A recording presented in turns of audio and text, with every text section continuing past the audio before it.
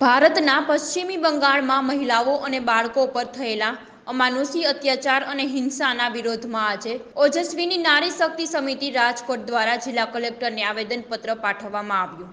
ઓજસ્વીની નારી શક્તિ સમિતિના ભાવનાબેન જોશીપુરા સહિતના મહિલા આગેવાનો દ્વારા કલેક્ટરને આવેદનપત્ર સુપરત કરવામાં આવ્યું હતું, જેમાં રજૂઆતમાં જણાવ્યું હતું કે પશ્ચિમ બંગાળમાં મહિલાઓ અને બાળકો પર અમાનુષી અત્યાચારની ઘટનાઓ અને હિંસાના બનાવ વધી રહ્યા છે। તાજેતરમાં જ ઈડીના અધિકારીઓ ઉપર પણ હુમલા થયા હતા। રાજકારણ અને ધાર્મિક કારણોથી પ્રેરાઈને પશ્ચિમ બંગાળમાં સરકારની નિષ્ફળતા ઉડીને આંખે વળગી છે।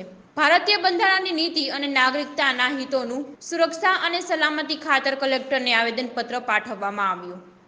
ડોક્ટર ભાવના જોશીપુરા, રાજકોટ, પ્રથમ મહિલા મેયર રાજકોટ। પશ્ચિમ બંગાળમાં સ્ત્રીઓનું પીડા, શોષણ,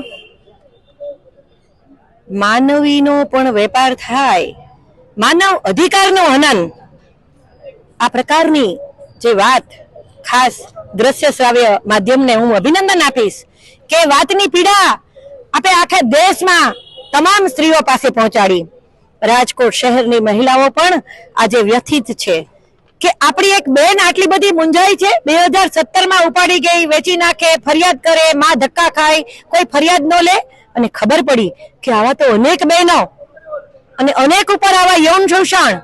તો આ બધા માટે જે ખાસ કરીને અમે તો માનવ અધિકાર પણ ભણેલા છીએ, એટલે એમ લાગે કે માનવ અધિકારોનું હનન, નિષ્પક્ષ તપાસ, જે અધિકારીએ પણ એમાં જે ગોલમાલ કરી છે, માત્ર ને માત્ર શાસનને બચાવવા માટે આવું કર્યું છે, તો આવું રાજકીય ખટસબાદ ન ચાલે અને તાત્કાલિક પગલા જેણે આવું કર્યું છે એની સામે પગલા લ્યો અને એની સઘન પૂછપરછ, નિષ્પક્ષ તપાસ, ઇન કેમેરા તપાસ।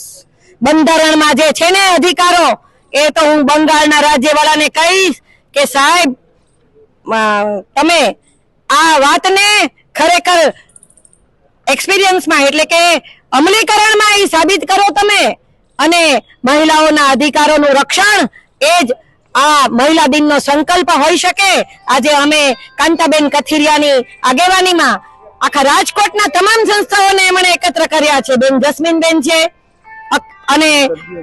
અને અખિલ હિન્દ મહિલા પરિષદ, રાષ્ટ્ર સેવિકા સમિતિ અને રાજકોટ લો ફોરમ, આ બધા જ જેને વિશાળ સંખ્યામાં અહીંયા ભેગા કરીને આજે એક અમારો અવાજ પ્રગટ કરીએ છીએ।